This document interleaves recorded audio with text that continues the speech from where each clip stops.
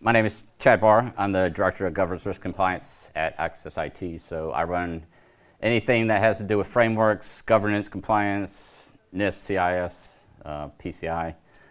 If it has a framework, rules around it, it probably falls under my purview. So today I'm going to talk about, well, first of all, who's familiar with PCI and framework? Okay, good. Anyone out here, show of hands, who's level 1? Company level. Okay.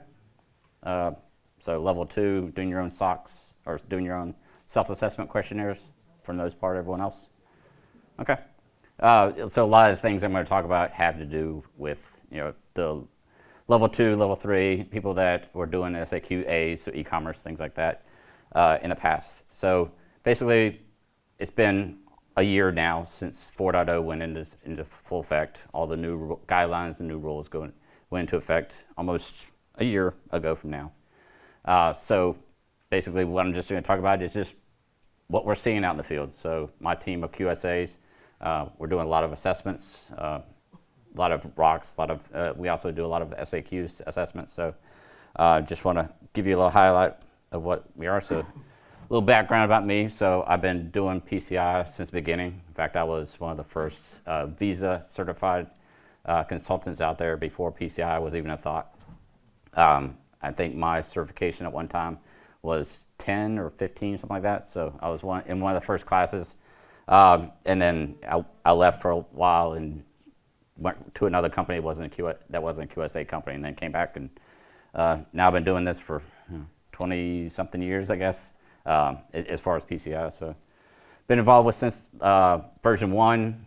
I've written some of those. If you're familiar with PCI, like some of the supporting documentation, I was involved with some of that. So I helped write scoping, voice over IP, the pen testing SIG that's out there. A lot of those, if you look in the ROC or in the bigger assessments, or even look on websites, you'll see like little diagrams that have like different silos, different like triangles, I guess you could say.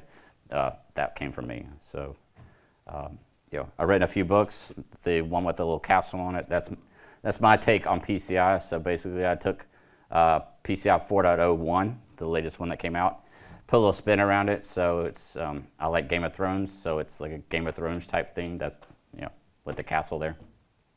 So I didn't realize it, but some of my slides actually have castles in it. I think it's like mentally inside me now. So you'll see a lot of that. But so I've written a book on PCI. The other one with the weird looking face is my take on AI and how humanity is going to interact with that. So the actual PCI book took me like almost 10 years to write, because I stopped for a while because I didn't think anyone would actually want to read PCI books, but it's actually a lot of people actually like that one. So onto the presentation. So one of the big things with that we've seen with PCI is, and the whole purpose of what 4.0 came out was continuous monitoring, continuous everything. So continuous monitoring, continuous testing, continuous business testing. So that's the main difference with 4.0 with 3.0. So if you've ever gone through PCI assessments, most people think it's point in time. You rush to get your firewall test updated. You rush to get all your logs done, and it's always inside that window. So that was the one thing that we're still seeing out there, that people are still thinking, they have that same mindset that they only are testing during, or only patching, or only doing things during that certain window. So this is just a quick timeline of how 4.0 went. So obviously, in March of 2022, 4.0 was released, and then almost immediately, well, it was released in March, but pretty much as soon as it went out, they almost realized, hey, we need to change a lot of things. So they went back to the drawing board. They realized that there was a lot of verbiage, a lot of language in there that really didn't make sense. They called out some specific vendors to do certain things, which was kind of one of the things that they went away with. They didn't want to call out specific vendors because of licensing issues. So they came out with 4.01, which basically it was just corrections. And in 4.01, that's when they put in the new requirement dates. So right after 4.01 came out, a few months later, 4.0 retired. They do that all the time. And then that's when the clock started ticking. So March 31st of last year, that's when the 51 plus future dated requirements went into effect. And that's mainly what I'm here to talk about is what we're seeing with those new requirements, because a lot of those, specifically the e-commerce ones, we're seeing a lot of smaller merchants that have e-commerce sites that specifically went to an SAQA, outsourcing all their payment processing to a third party. I'm not sure if it's the vendors that told them they didn't need to worry about it, or it was just some lack of communication. But a lot of the issues that we're finding are specifically around a lot of those future data requirements, specifically around e-commerce. So so the big things, the deadline, we're still seeing a lot of people are not ready for that. They thought they'd be ready for that deadline, but they're not. And we'll talk about that in a minute. But some of the big things are out there. Obviously, scope. We'll talk about that in a minute too. Is who's responsible for scope? Who's responsible for making sure that you know what is being tested? And then obviously the from 3.2.1 to 4.0 to 4.01, there was about 65, something like that, new requirements that went into effect. A lot of it was rewritten, but a lot of it is focused on future data requirements. So there's still not a lot of AI stuff in there. I heard that there's, in the next version, obviously there'll be a lot of AI references, but it takes such a long time and process to get these things out. So that wasn't even something they were thinking about when they did the new version. But I hear that the next revelation, maybe not 01, maybe it might be version 5, will specifically talk about AI technologies. But a lot of issues we're seeing, zero trust, a lot of the things that, like I said, continuous monitoring, zero trust, anything you can think about that happens continuously, not just a point in time. A lot of people are having trouble with, a lot of are keeping up with that type of thing. So this is one of the requirements I was talking about. So the old mentality was, I like to think of it like an M&M. So harder on the outside, soft in the middle. That's the way everyone always thought about. Get your perimeter firewall, get it all locked down nice and tight, and everything beyond it, you don't need to worry about patching it. It's all good.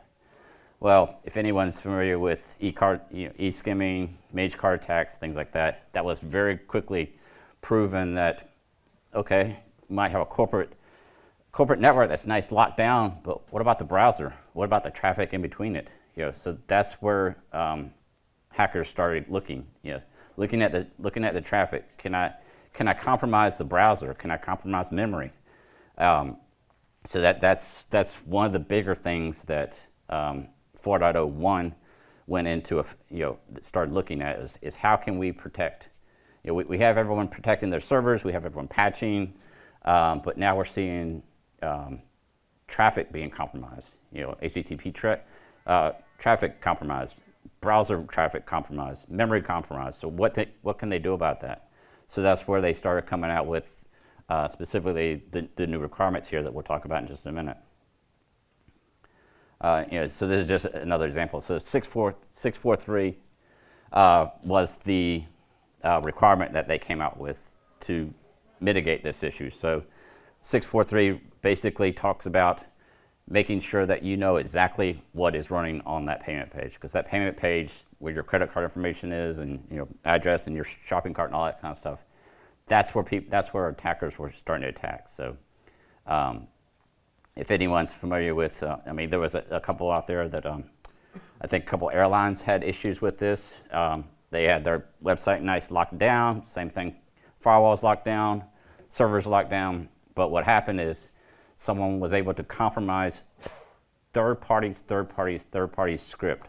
So basically it was I think a date checker that their third party was using that hosts another third party. So basically it just went down the stream. So, and it was just a little tiny change in their Java code that anytime that page loaded and a date checker came up to make sure just that the date was right, it loaded this JavaScript, bypassed all the security, and was it was collecting all the credit card information and then sending it on. So the users had no idea for 6-7 months until the credit card company started knocking on their doors and say, hey, we're seeing a compromise here, and it's coming from your website. I'm like, I don't know what's going on. It's not our website. We have it locked down.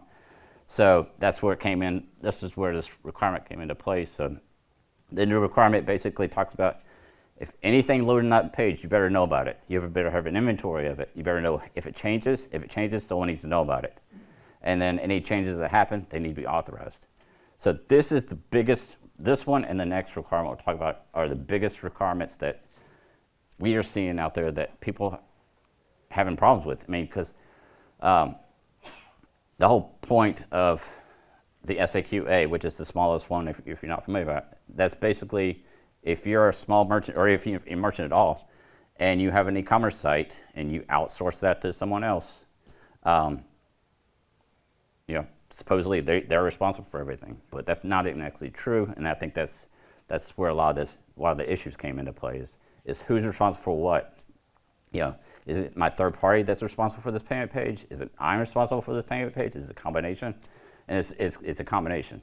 And it's a combination of you're responsible for what you control, vendors responsible for what they control, and you work together. We actually did a test with some vendors out there that specialize in this kind of stuff.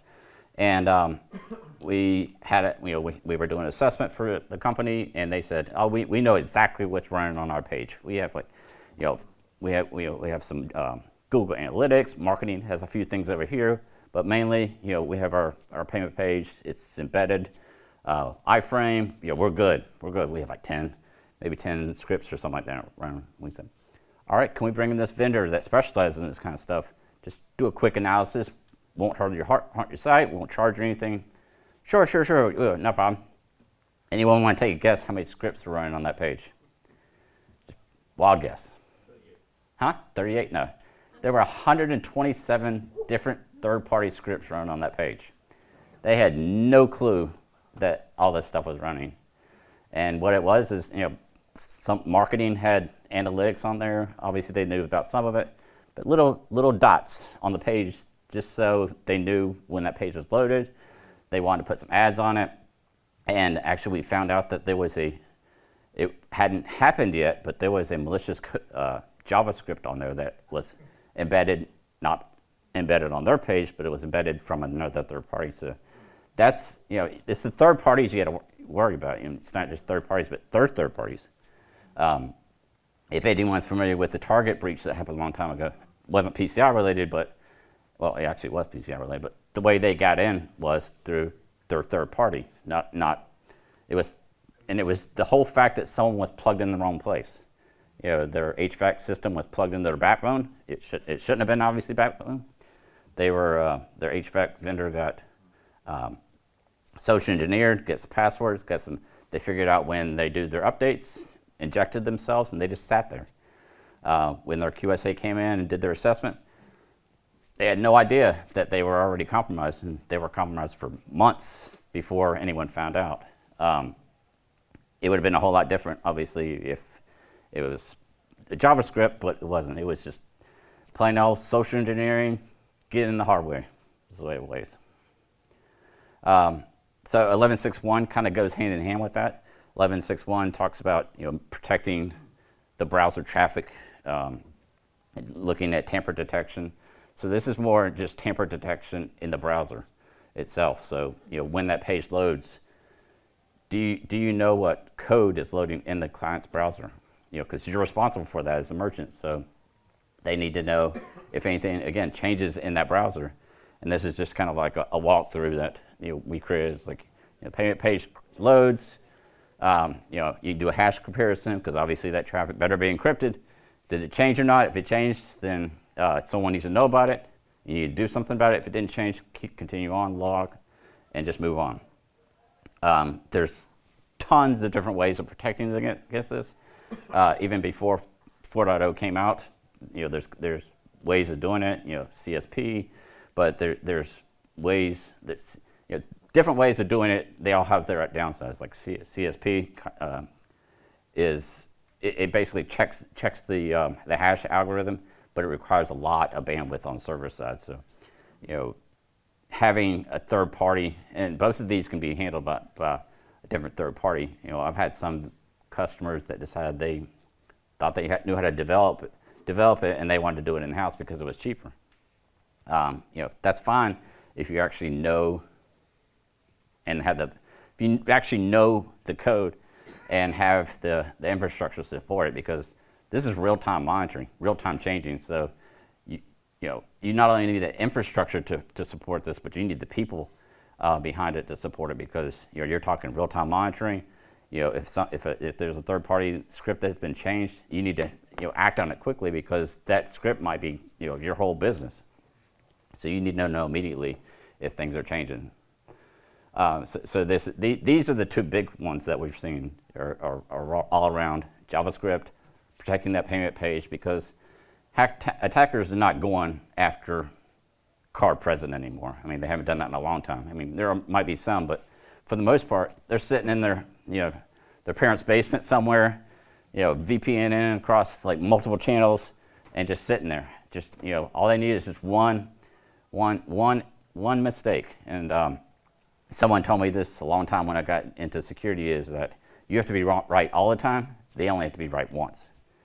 Our job is, cybersecurity professionals, that's probably one of the hardest things, because, we have to be protected all the time. We have to protect everyone. We always have to be right, because if we're wrong and we miss something one time, that's all it takes is that one time for someone to get in. And that's the way they're doing it now, is they're not pushing themselves in. They're finding the weakest link. They might find some laptop that's, some attempt that's not protected, doesn't have a correct firewall or something.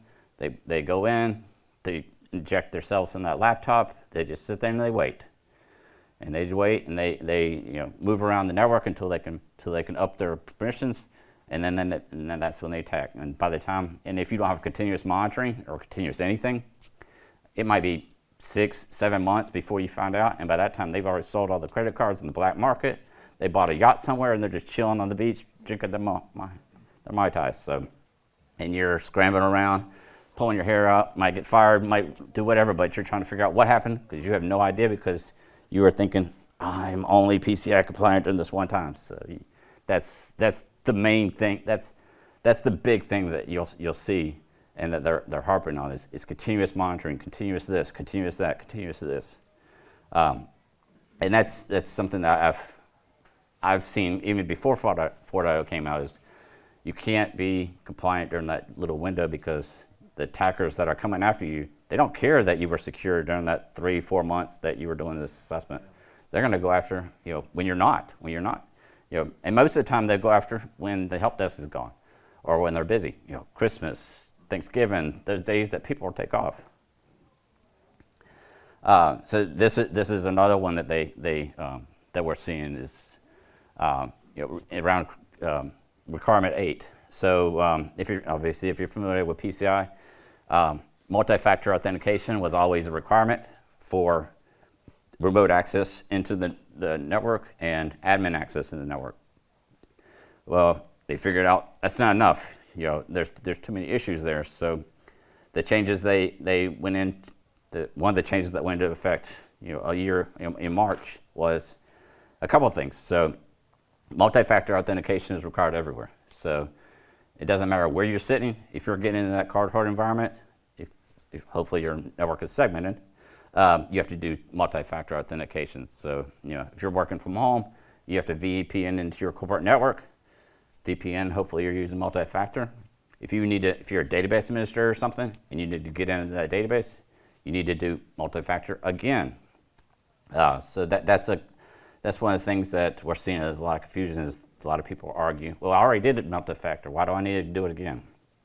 Well, because what happens if someone compromises that? There should be a separate multi-factor authentication. So this is just, I'm just showing here that your cardholder environment, that's your chocolate center around your M&M, and then anyone that connects to that, they need another type of multi-factor. So that's where zero trust comes into play.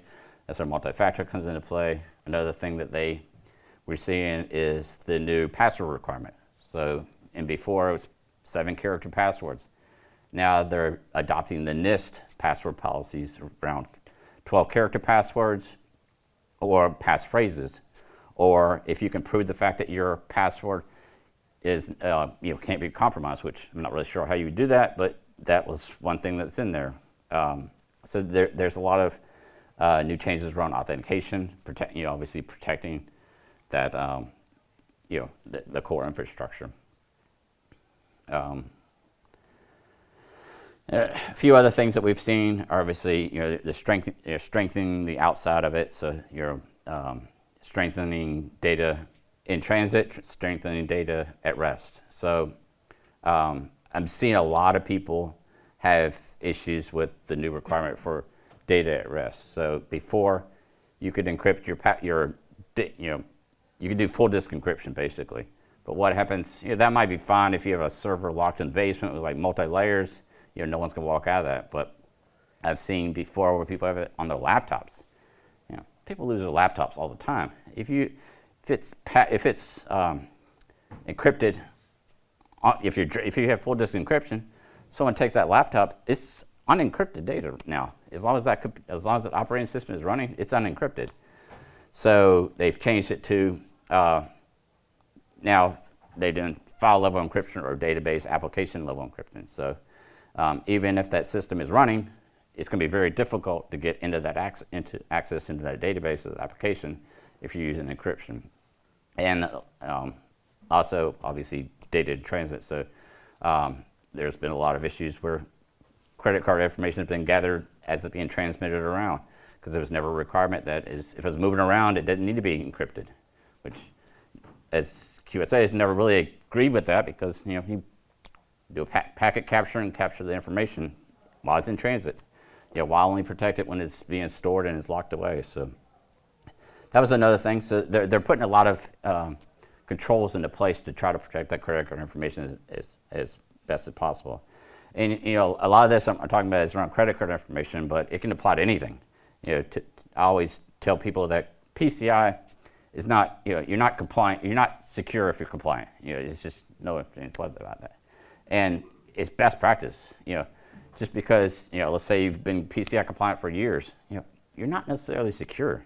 You're doing the bare minimum, and that applies to anything, well, healthcare information, PII, whatever. I think the same type of rules go into place.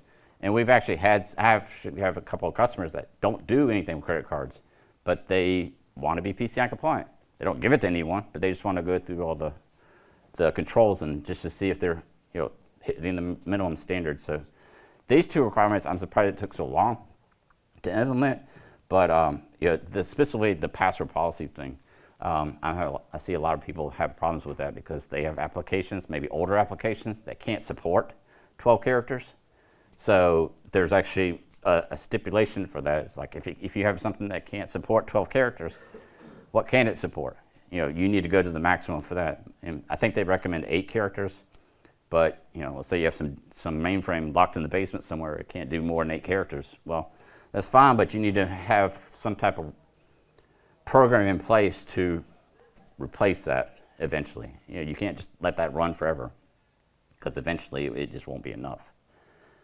And then automated defense. So this is kind of the same thing. So continuous checking, continuous phishing checking, malware controls. Authenticated scanning. If you've never done authenticated scanning before, that's going to be a problem, because non-authenticated scanning, it's like a security guard. Checking the locks on the door, checking the windows, checking the perimeter. They're just checking to see if everything's good. Authenticated scanning is like you open the door, you check on all the cabinets, you're looking under the bed. You're doing everything, and it's the same thing. It's like you're doing unauthenticated scanning. You're just checking, is everything locked down on the outside? But with the new 11.3.2, you're checking, is the JavaScript that you're running, is the app that you're running, is it patched? Is it using third parties? Are they patched? So you're going to find a whole lot more. I think we estimate about 10 times more vulnerabilities with authenticated scanning, because now you're checking everything inside, which makes you more secure, but it's going to be a lot more work for your help desk or whoever's doing this kind of stuff. The other thing is anti-phishing. So this is, our team does pen testing. They do phishing exercises, but that's not really what this is talking about. This is talking about automated phishing. So you have some technology that's sitting way in front of your users' computers or email that's catching that phishing scam. It has AI knowledge basically around it that knows that this is a phishing scam before the user even gets to it. Obviously you still need to have your user training in place to make sure that if something does get through, that they know what to do with it. But these three items are some of the other things that we've found. So obviously malware control. So this is a pretty big one. So this is anything that's plugged into to a laptop, or anything plugged into anything that can leave. Basically has to have your malware protection has to have the ability to scan it and quarantine it before it gets plugged, before it's active. A lot of Microsoft started doing this a long time ago with their scanner, where as soon as you plug something in, it checks it to make sure that there's no viruses or anything on it. But it had a bug, and it had a back door in it that you could plug it in, even and while it's scanning and reading it, you could still access it. So this is more talking about you can't even access it, you can't do anything until it's gone through the whole process, and it needs to be real time. So again, real time, continuous scanning, continuous monitoring. And then one of the bigger things that they came out with, if you're not doing the bigger rock or have a third party, you probably wouldn't even ever see this, but they came out with a customized approach. This is really around people that like to live on the bleeding edge of technology, or maybe develop their own system in place that they might meet this standard, but they're not meeting it according to the defined approach. So a lot of people see customized and they think that that's a workaround for it, but actually the customized approach is probably I think when you do a customized approach per requirement, there's 6 or 7 documents you have to fill out, and it moves the testing requirements to the client. So in the defined approach, as a QSA, I'm responsible for making sure I test to do everything like that. With a customized approach, you're doing it yourself. So you're writing up a document that says, this is what the requirement was, this is what the risk was, this is how I fixed it, this is how I tested it, and this is how I proved that the risk is gone again. And then as a QSA, we take that packet of information and we go through your testing procedures, verify that it actually does what it's supposed to be doing and that the risk is gone. And you have to do that for every single little requirement that you have. So there's 587 requirements. So if you did that for every single one of them, that would take you years to do. So I do have a customer that does the customized approach. I think they do it on 7 different requirements. And they normally it takes us a good month just to test those 6 or 7 requirements, because of their test. They have a giant testing, their testing methodology is something that would blow your mind. They have it's around authentication. So they require 3 people to access their core system. And those 3 people are physically segmented away, so there's actual concrete between each of those rooms. Those 3 people can never go to lunch together. Those 3 people only know a third of the password, and the 4th person, and they have to go to a certain specific computer to access it. So anytime they want to get into their data center, they have to walk into the CFO's office or CEO's office. He logs in his computer, turns around the monitor. One person comes in, puts in their part of the password, which is 27 characters. They leave. The next person comes in, puts in their password, which has to be 27 characters. They leave. The next person comes in and does the same thing. So you're talking about a password that's monstrously long. No one really knows what the whole thing is, and technically it takes 4 people to access it. And then when they go to the data facility, they call it the Noah's Ark approach. It's everyone has to be 2x2. So when we were doing their assessment, I was the oddball around because I made it. It wasn't even anymore. So they go find some random person to be my chaperone. And they're in a, I don't even know why they do this, because they're in a data facility that's, I think it's 50, 60 feet below ground in the middle of the desert. It's got like every type of, if you're familiar with any type of data centers, it has like every type of cooling technology you could think of. So it does wind, it's water, it's geothermal, and electric. So it's, that's how it's powered. It's cooled that way. It's like the cool. I used to be in data facilities, so it's the coolest thing I've ever seen before. There's military people walking around. There's some government organizations that have 3 letters that are in there that you're not allowed to walk around. But basically, that was their customized approach for. I don't know why they did it, because just for authentication, but that's what they wanted. They basically manage payment systems, and they actually developed the encryption technology that most point of sale devices use. So they actually they coined the term point to point before it was a cool thing to do. But they have that's basically what they're protecting. So when we do their assessment, they go the customized approach, because yes, they are obviously meeting the authentication requirement, but they're going way above and beyond for that. So they don't want to change it. Well, that's fine. So that's what we have to do.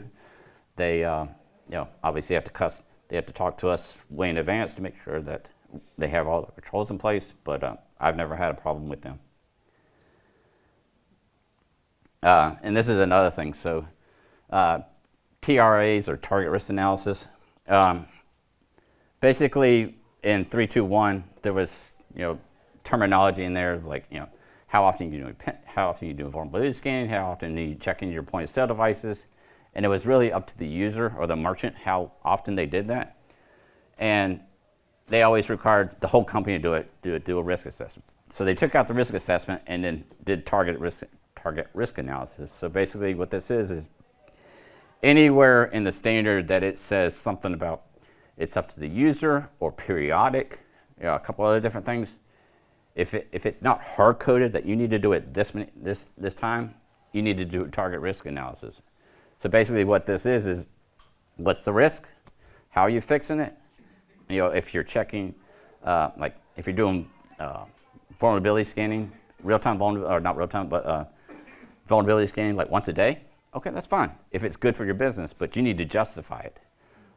So that's just some examples of what a target risk analysis would do. So log reviews, scans, script checks. So those are just a few of them.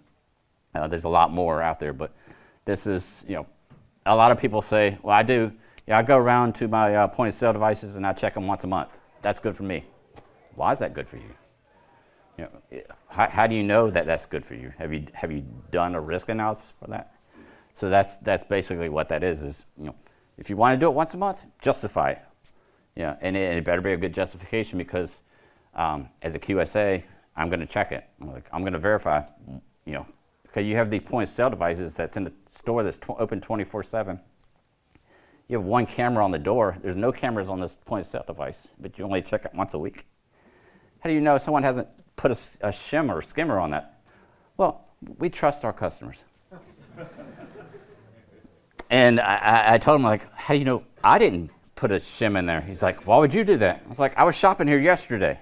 I was like, you know how fast it would take for me to just put a little skimmer on there and you would never see it? He's like, we would check it once a week. Okay, you check it once a week. Your store's open 24/7. You have people in here all the time. How you really think that no one's gonna if you did have a skimmer or shim on there, that they wouldn't siphon hundreds, thousands of credit card numbers before you did it in a week? And you have 80-something stores, you have one person that walks around to them. You're not testing that once a week. There's no way that one person can hit 80 stores once a week. So we got them to justify to do that wasn't enough. So now they have a policy in place that their manager all night, when they shift over to the next day, they go around and check it. So it's once a day. That's still good. It's better than once a week that I didn't believe they were actually doing anyway. And when I questioned him about it, he basically got in my face and said I have no right telling him how to run his business. But I was like, Hey, Chad, I kind of do. quick question. When Yeah. you go to, I was just picturing a credit card skimmer and everything. When you go to like Costco to get gas, Yeah. you notice the little red tape. Yes. Is that their validation mechanism? That is a validation mechanism because, like those gas pumps, things like that, the way they're built, everything should be on the other side of that panel. So if you ever go around and you see something on the outside of it, don't walk away. Tell someone else. I've gotten into the habit now, even with ATMs or anything, I'll grab the credit card thing and jerk on it. It shouldn't move, obviously, and it definitely shouldn't come off. Right. If it comes off, you need to call someone. But yeah, that's what that is. So if that's ever cut, that means someone's opened it. Okay. And most of those stickers, if you try to peel them off, they'll say like void or something on them too. So if you've ever seen them that they're cut or it says void on them or there's something specific about it, let someone know because that's been compromised. Thank you. Yep. Any other questions? Oh, that was the other thing. So the 1252 was all around annual scope validation. So I couldn't tell you how many times I've done an assessment and they throw something at me and it's like, here, you figure out what our scope is. I don't care. Just tell me what it is. Like, I don't know your business. I mean, this might be the first time. I don't know what you do. I don't know that you have like thousands of locations all over the world or what your infrastructure looks like. You're the business person. You should know that. And technically, that's always been the case. It's always been up to the merchant to tell the client, the QSA, what their scope is, and we verify it. So now they put a hard code rule in there that says every year you need to go through some type of scope validation, and it needs to be documented. So you need to have, this is exactly what my scope is, this is why it's this way, this is my network diagrams, this is my data flow diagrams, all that kind of stuff. You give it to us as a QSA, we verify that. And you have to do that every year. I mean, it just makes sense. You're the one that's supporting this environment. You should know how many point-of-sale devices, how many Windows servers, whatever you have. So I think this is actually a good thing. They actually thought about taking it out. The PCI community obviously said no, that was not the right thing to do. In fact, they did take a lot of things out that didn't make sense when they went from 4.0 to 4.01, specifically around e-commerce. So this is just one of the examples I was talking about. So the SAQA, it was specifically designed for small merchants that want to outsource. And so this is what I was talking about. You have your iframe that is outsourced to a third party. They send you a piece of code snippet, might be JavaScript, whatever. It runs on your payment page. All these other things, you might have your address, what you're buying, shopping cart, whatever. The three little lines in the top, that might be Google Analytics, some marketing, some advertising, whatever like that. So this is the hardest thing to get to a lot of small merchants is like you can't outsource 100% of your compliance. It's just not possible. There's still, even if you're outsourcing 99% of it, there's still that 1% that you are responsible for, something, contracts, whatever it is. But basically what I'm showing here is who's responsible for what. So this is your payment page. Everything in the lighter blue that hacker is pointing to is that's your responsibility. The little small iframe or even in redirect code that's the third party's responsibility. So that's where your contracts come into play. That's where you need to, because all these other things, those are potential entry points into compromising those pages, that your credit card information. I still can't ever get this across and to get people to understand that even though you have, like I said, outsourcing everything, you still have responsibility. And this is one of the things that they took out from 4.0 to 4.01. So before it specifically it had those requirements, 643, for everything across the board. You needed to make sure that your Java, anything running on those pages, you knew about it. They met all those requirements. When they went to 4.01, they took it out for SAQA, but they reworded it. So it used to say your payment page, you need to have all these controls around on your payment page. The eligibility requirement to do an SAQA, they added a line in there basically that says your entire site has to meet this. So not just your payment page, but you need to prove that your entire site, whether it has anything to do with credit cards or not, must meet these requirements in some way. And there was all this discussion. Like I said, I've been doing this for 20 years. I've never seen as much discussion on one topic as I have with this one thing. It's because when 4.0 came out and they required everyone across the board to do this, all the QSs like, yeah, we're finally protecting because the SEQA was the easiest one to do. And it was being compromised the most. So they put it in there that you need protection, you know what your JavaScripts are, what your scripts are. Everyone was good, and then they came up 4.01, they took it out. Like, why would you take this out? And like, well, they're outsourcing, it's the third party's responsibility. Like, but you just backed it up. You backed up all the controls you put into play, so they re-released 4.01 and put that eligibility requirement in there. It says, okay, now you need to either have your entire site, you need to prove that your entire site meets these eligibility requirements, or you need to have documented proof from your payment service provider that they are protecting that page 100%, not the page, that little iframe 100%. I haven't seen one yet that will do that, because I think that's why they took it out, because of a lot of the third-party providers, like the larger providers, didn't want to take responsibility for protecting that whole page. And when we asked the council directly, like, okay, how does this merchant meet these requirements without the requirements being in there? Well, they have to have some type of technology in there that monitors those scripts and does all this stuff. Like, so they got to meet they got to meet this little requirement for the entire site now. Well, yeah, it should be a problem. Like, have you ever done anything like this? I mean, you're talking, okay, before I need to protect this, now I need to protect this.